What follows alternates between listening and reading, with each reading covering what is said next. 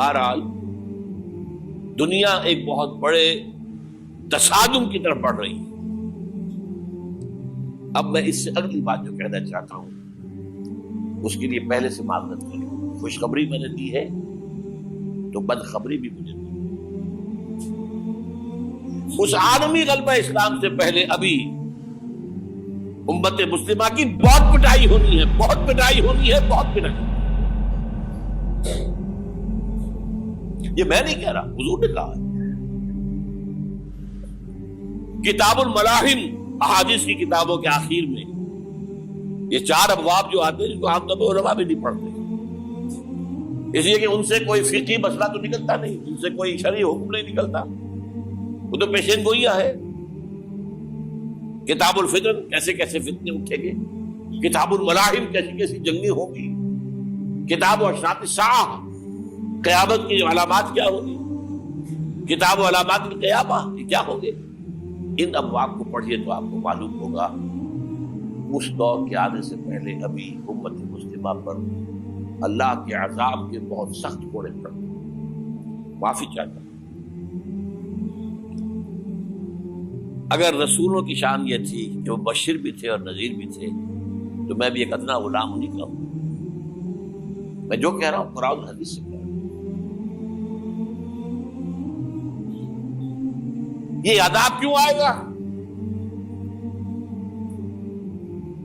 امت مسلمہ بحیثیت مجموعی اللہ کی نگاہ میں مجرم، بہت بڑی مجرم. کیوں؟ 1 انچ زمین دنیا میں نہیں دکھا سکتی جہاں اللہ کا دین قائم. یہ مذہب ہے، مسجدیں ہیں، حج ہے اور عمرے ہیں، یہ مذہب ہے. دین کہاں ہے؟ اللہ کا نظام کہاں ہے؟ دین حق کہاں ہے؟ وہ نظام عدل کہاں ہے؟ وہ نظام سیاست کہاں ہے؟ وہ قانون شریعت کہاں ہے؟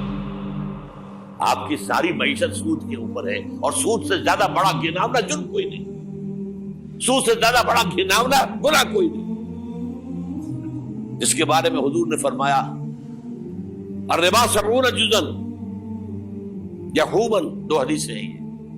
ربا کے 70 حصے ہیں یا 70 گناہ ہیں. 70 گناہ ہیں جن میں چھوٹے بھی ہیں بڑے بھی ہیں. 70 گناہ. ایسا روحا ان میں سب سے چھوٹا اس کے مساوی ہے این کہ الرجل امہ، کہ کوئی شخص اپنی ماں سے زنا کرے. سنن ابی داؤد کی روایت ہے، سن لیجیے پڑھ لیجیے. سارا نظام آپ کا کہاں ہے؟ تجارت ہو تو اس پر ہے، زراعت ہو تو اس پر ہے. بیج لیا تھا تو سودی قرضے پہ لیا تھا، اس کے بعد جو اس کے لیے کھاد خریدی تھی سودی قرضے پہ خریدی تھی، پیسٹی سائڈز خریدے تھے سودی قرضے پہ خریدے تھے. اس کے بعد اگر کوئی ہارویسٹر لیا ہے، کوئی اور لیا، ٹریکٹر لیا تو سودی قرض. سود ہر دانے گندم میں سود ہے. کوئی شخص بچا ہوا نہ، میں بچا ہوا نہ بچے ہوا، کوئی بچا ہوا. سارا کاروبار، ساری صنعت و حرفت، ساری حکومت، پوری حکومت، پوری قوم سود کے اندر جکڑی. ایک ایک شخص. کہاں ہے اسلام؟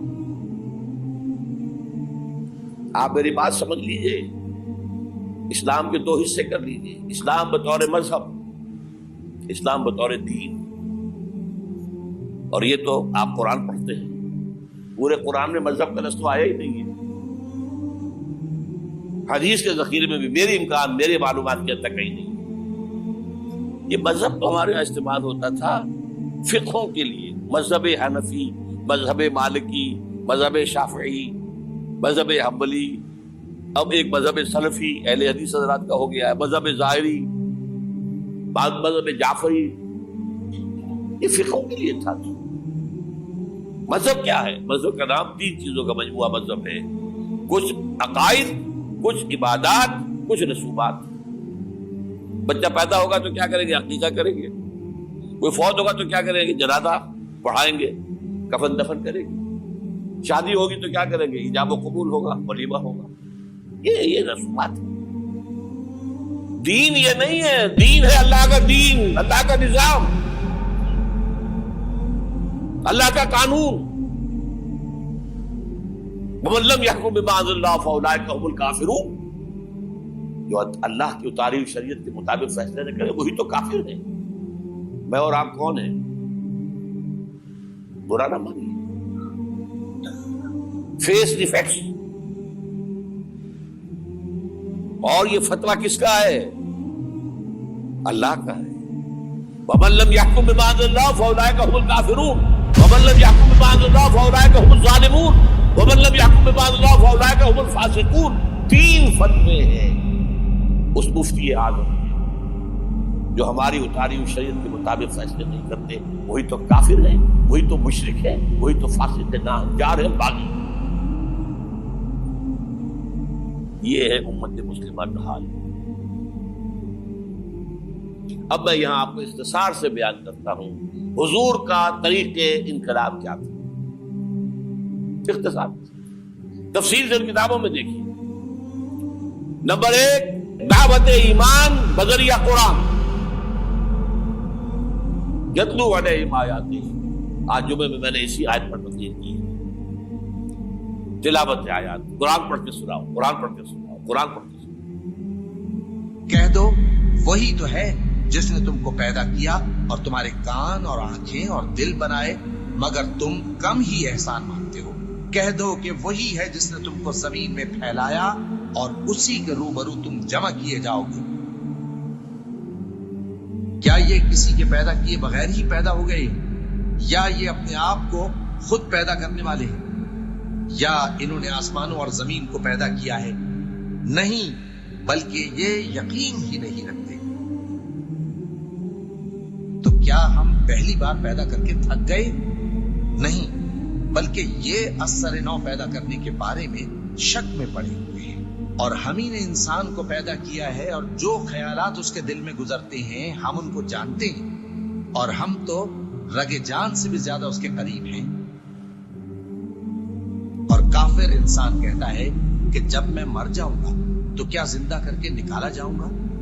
کیا ایسا انسان یاد نہیں کرتا کہ ہم نے اس کو پہلے بھی تو پیدا کیا تھا جبکہ وہ کچھ بھی چیز نہ تھا؟ جو تمہارے پروردگار کی قسم, ہم ان کو جمع کریں گے اور شیطانوں کو بھی, پھر ان سب کو جہنم کے گرد حاضر کریں گے اور وہ گھٹنوں پر گرے ہوئے ہوں گے. وہی زندہ کو مردے سے نکالتا ہے اور وہی مردے کو زندہ سے نکالتا ہے, اور وہی زمین کو اس کے مرنے کے بعد زندہ کرتا ہے, اور اسی طرح تم دوبارہ زمین میں سے نکالے جاؤ گے.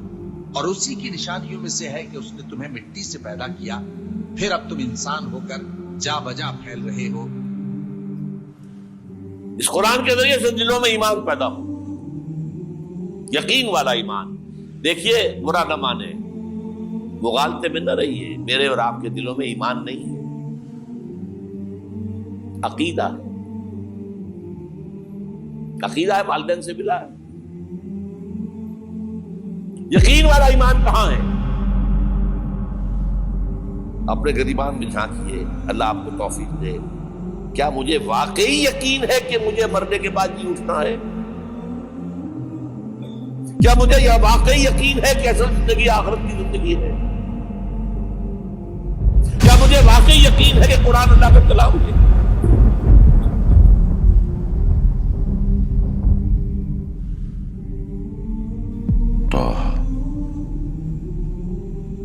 ما أنزلنا عليك القرآن لتشقى إلا تذكرة لمن يخشى تنزيلا ممن خلق الأرض والسماوات العلى الرحمن على العرش استوى له ما في السماوات وما في الأرض وما بينهما وما تحت الثرى وأن تجهر بالقول فإنه يعلم السر وأخفى الله لا إله إلا هو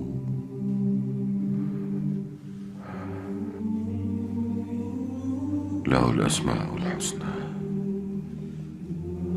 ٹٹولی اپنے دلوں کو. اگر یقین ہوتا کہ اللہ کا کلام ہے تو آپ اس کو سمجھنے کے لیے عربی بھی نہ سیکھ سکتے. انگریزی آپ پڑھیں, اور پڑھی آپ نے ایسی کہ انگریزوں کو پڑھا دے. کیا نہیں کیا, پی ایچ ڈیز کر رہے ہیں, کون کون سے فنون نہیں سیکھے, ڈاکٹر. اتنی عربی نہیں سیکھی دعویٰ ہے کہ تمہارا یقین تھا میری کتاب پر، اللہ پوچھے گا تمہارا سلوک کیا تھا میری کتاب کے ساتھ، تم نے پڑھا اس کو، سمجھا اسے سمجھنے کے لیے عربی سیکھی؟ نہیں، تو تم جھوٹ بول رہے ہو، تمہارا کوئی ایمان نہیں تھا میری کتاب۔ ما آمن بالقرآن من استحل محارمہ، جنہوں نے سود کو اپنے پورے نظام کی جڑ بنیاد بنایا ہو، ان کا ایمان کوئی ہے اللہ پر؟ حضور فرماتے ہیں کہ جس شخص نے حرام کسی شے کو اپنے لیے حلال کر لیا اس کا کوئی ایمان نہیں۔ دوبارہ آج بھی کرنا ہے تو دوبارہ ایمان پیدا کرنا ہوگا، ایمان، عقیدہ نہیں، ایمان، صرف لپ سروس نہیں، اقرار باللسان نہیں، تصدیق بالقلب۔ جو لوگ آئے جن کے دلوں میں ایمان پیدا ہوا پھر ان کا تزکیہ کیا، تطہیر فکر، تصفیہ قلب، تجلیہ روح، تزکیہ نفس، اندر کا باطن دھو دیا قرآن نے۔ جو بجاں در رفت جاں دیگر شمس، جاں چو دیگر شد جاں دیگر شمس۔ یہ قرآن جب کسی انسان کے اندر اتر جاتا ہے، اس کے اندر کی مکمل اوور ہالنگ، مکمل صفائی، دماغ کی صفائی غلط نظریات سے، دل کی صفائی غلط نیتوں سے، غلط ارادوں سے،